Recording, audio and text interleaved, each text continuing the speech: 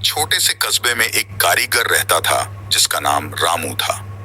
रामू बहुत ही कुशल और मेहनती था। वह रोज अपने काम में बहुत मेहनत करता था और बड़े बड़े प्रोजेक्ट्स को अपनी कुशलता से पूरा करता था। लेकिन उसके वर्कशॉप में एक नुकीला और बड़ा पत्थर था जो उसकी मेहनत में बाधा डालता था।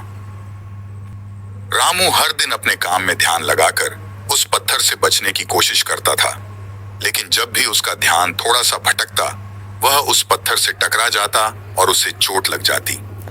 कई बार उसके औजार भी टूट जाते थे। इस समस्या से रामू बहुत परेशान था, लेकिन उसे लगता था कि वह पत्थर बहुत बड़ा है और उसे हटाना असंभव है। वर्षों तक रामू ने उस पत्थर को अनदेखा करने की कोशिश की, लेकिन हर बार जब वह पत्थर से टकराता, उसका काम प्रभावित हो जाता। एक दिन जब रामू एक महत्वपूर्ण प्रोजेक्ट पर काम कर रहा था, तभी अचानक से उसके औजार का एक टुकड़ा टूट गया। इस घटना से रामू को बहुत गुस्सा आया और उसने फैसला किया कि आज वह उस पत्थर को हटाकर ही दम लेगा। रामू ने अपने कुछ दोस्त और पड़ोसियों को बुलाया और सभी ने मिलकर पत्थर को हटाने का निश्चय किया।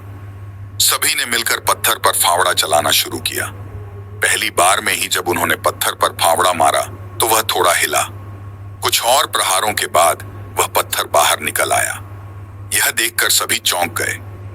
रामू के दोस्तों ने उससे कहा, तुम तो कह रहे थे कि यह एक बड़ी चट्टान है, लेकिन यह तो एक छोटा सा पत्थर था।